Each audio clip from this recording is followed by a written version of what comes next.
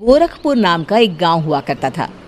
उस गांव में ज्यादा लोग नहीं रहते थे। उस गांव में एक गर्भवती विधवा औरत रहती थी। उस औरत का नाम कमला था।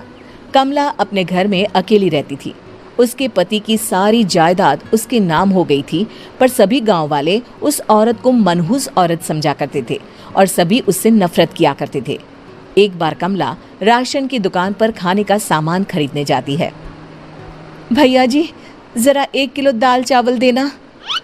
अरे हाय हाय हाय हाय हाय, अरे मनहूस औरत, मेरी दुकान में अपशुगन करवाने आ गई क्या है? चल जा यहाँ से, मैं कुछ नहीं देने वाला हूँ तुझे। भाग भाग यहाँ से, चल जा, निकल। भैया जी, ऐसा मत कहिए, मैं गर्भवती हूँ, मुझे खाने की बहुत जरूरत है, मुझे खाना दे दीजिए। दुकानदार कमला को वहां से धक्के मारकर भगा देता है। तभी कमला रोते रोते उस गांव के किन्नरों के इलाके में आ जाती है। गांव वाले किन्नरों को उसी इलाके में रखा करते थे, क्योंकि वो लोग किन्नरों को पसंद नहीं करते थे और उनके इलाके में रहने से मना करते थे। तो किन्नरों ने उसी गांव में अपना एक इलाका बना लिया था। जब किन्नर लोग देखते हैं कि एक गर्भवती महिला रोते रोते उनके इलाके में आ गई है, तो सारे किन्नर कमला के पास जाकर उसका हाल पूछने लगते हैं।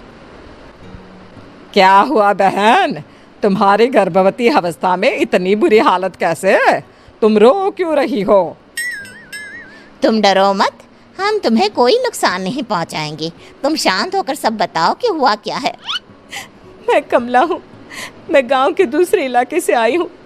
2 महीने पहले ही मेरे पति की मौत हुई है। मुझे गांव के लोग मनहूस मानते हैं, क्योंकि मैं विधवा हूँ और गर्भवती भी। वहाँ के लोग मुझे खाने के लिए कुछ बेचने के लिए भी तैयार नहीं, जिससे मेरा गुजारा नहीं हो रहा था। कोई बात नहीं कमला, हम तुम्हारा ख्याल रखेंगे। किन्नर लोग कमला को एक खाली घर में रहने के लिए जगह दे देते हैं और उसकी देखभाल भी करते हैं। कुछ ही महीने बाद कमला अपने बच्चे को जन्म देती है, पर अफसोस, कमला बच्चे को जन्म देते ही अपनी जान गंवा देती है। जब सब किन्नर बच्चे को देखते हैं तो बहुत खुश हो जाते हैं, क्योंकि वो बच्चा भी किन्नर ही था। कमला ने एक किन्नर बच्चे को जन्म दिया था। अब इस बच्चे की देखभाल कौन करेगा? हम तो इस बच्चे को गांव के दूसरे इलाके में भी नहीं भेज सकते। और तो क्या हुआ, इस बच्चे की माँ नहीं रही तो हम इसे पालेंगे। अब ये हमारे इलाके में रहेगा, हमारे साथ रहेगा। फिर वो किन्नर उस किन्नर बच्चे को गोद ले लेते हैं, उसका नामकरण कराते हैं। उस किन्नर बच्चे का नाम शक्ति रखा जाता है। देखते ही देखते शक्ति बड़ी होने लगती है। उसके रंग रूप बहुत सुंदर थे। वो बहुत सुंदर किन्नर दिखती है। एक दिन शक्ति एक किन्नर से पूछती है, माँ जी सुनिए ना, ये गांव के दूसरे इलाके में भी तो लोग रहते हैं, तो हम वहाँ क्यों नहीं जाते? हम उनसे अलग क्यों रहते हैं? शक्ति, क्योंकि वो लोग हमारे जैसे नहीं, वो लोग हमें पसंद नहीं करते, इसीलिए हम उनसे अलग रहते हैं। क्यों? वो हमें क्यों पसंद नहीं करते? मुझे एक बार उस इलाके में जाना है, मैं एक बार वहां जाकर घूम कर आऊं। शक्ति, खबरदार, जो तू उस इलाके में कभी भी गई तो अपनी जान नहीं गंवाना चाहती तो उस इलाके में कभी कदम भी नहीं रखेगी, समझी? इतना कहकर वो किन्नर वहां से चली जाती है। शक्ति उस किन्नर की बात सुनकर बहुत रोती है। माँ जी, ऐसा कैसे कह सकती हैं? उन्होंने इतनी सी बात के लिए मुझे इतना डांटा। अब तो मैं उस इलाके में जरूर जाऊंगी। फिर एक दिन शक्ति गांव के दूसरे इलाके में चुपके से जाती है। ये लोग तो हमारे जैसे ही इंसान हैं, तो ये हमसे नफरत क्यों करते हैं? जब शक्ति उस इलाके में पहुंचती है तो गांव के सारे आदमी उसके रूप से मोहित हो जाते हैं। वो लोग ये अंदाजा नहीं लगा पाते कि वो किन्नर है। शक्ति की सुंदरता देखकर सारे गांव वाले उसकी तारीफ करने लगते हैं। तभी गांव का चक्कर लगाने गांव के जमींदार का बेटा हर्ष वहां पहुंचता है। हर्ष भी दिखने में बहुत सुंदर होता है। जब हर्ष ने शक्ति को देखा तो वो भी उससे मोहित हो गया, और जब शक्ति की नजर हर्ष पर पड़ी तो वो हर्ष को देखकर मोहित हो गई। आपको पहले कभी इस गांव में देखा नहीं। इस गांव में आप नए हैं क्या? जी नहीं, वो मैं बस। तभी शक्ति बोलते बोलते रुक जाती है और मन में सोचने लगती है, अगर मैंने इनको बता दिया कि मैं दूसरे इलाके से आई हूँ तो वो समझ जाएंगे कि मैं किन्नर हूँ। इसलिए मुझे इनसे झूठ ही बोलना पड़ेगा। शक्ति हर्ष को कहती है, जी हाँ, मैं इस गांव में नई आई हूँ, यहाँ अकेली रहती हूँ। वैसे आप कौन है? आप भी इसी गांव में रहते हैं? जी हाँ, मैं इस गांव के जमींदार का बेटा हूँ। आपको किसी भी चीज की जरूरत पड़े तो आप मुझे बता देना, मुझे अच्छा लगेगा। ऐसे ही शक्ति और हर्ष एक दूसरे से रोज मिलने लगते। वो दोनों अपने प्यार का इजहार करने एक दूसरे से मिलने जाते हैं। तभी शक्ति का पीछा करते करते एक किन्नर वहां आ जाती है। शक्ति, मैं तुमसे बहुत प्यार करता हूँ। मैं तुमसे शादी करना चाहता हूँ। क्या तुम मुझसे शादी करोगी? हाँ हर्ष, मैं तुमसे शादी करूंगी, पर मैं तुमको अपने बारे में एक सच्चाई बताना चाहती हूँ जो मैंने तुमसे छुपा कर रखी है। तभी उनके बीच में ही वो किन्नर आ जाती है। शक्ति, तेरी हिम्मत कैसे हुई ऐसा करने की?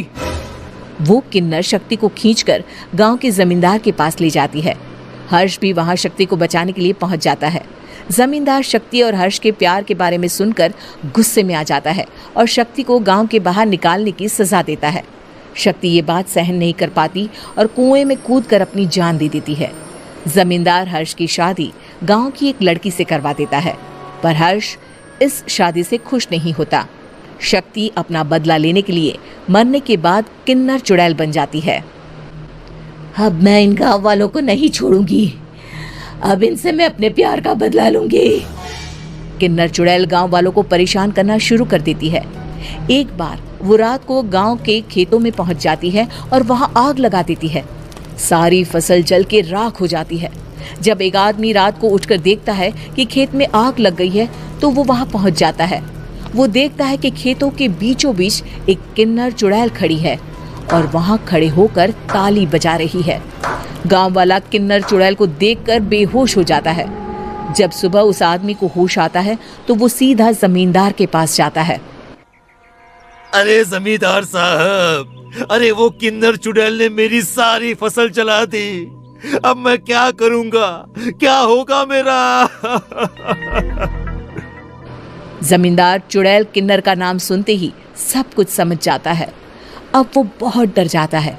उसी रात को जब जमींदार डर के मारे अपने कमरे में सो नहीं पाता, तभी वहां अचानक से किन्नर चुड़ैल आ जाती है।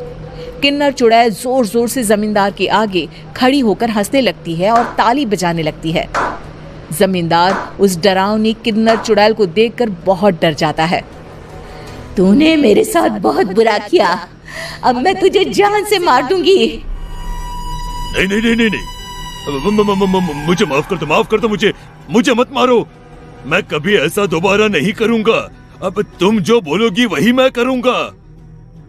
ठीक है, मैं चाहती हूँ कि किन्नर इलाका गांव के इलाके से जुड़े और गांव का कोई भी आदमी किन्नर समाज से द्वेष ना करे, उससे नफरत ना करे, नहीं तो मैं सारे गांव को मार दूंगी।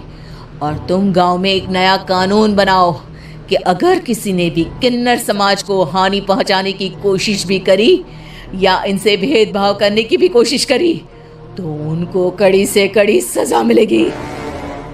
हाँ हाँ हाँ हाँ, मैं ऐसा ही करूंगा। तुम जो बोलोगी वो मैं करूंगा, पर मुझे जाने दो प्लीज। तब वो किन्नर चुड़ैल वहां से चली जाती है। गांव का जमींदार किन्नर चुड़ैल का कहा मानते हुए दोनों इलाकों को एक कर देता है और नया कानून भी लागू कर देता है। तब से वहां किन्नर समाज और बाकी गांव वाले शांतिपूर्वक रहने लगते हैं।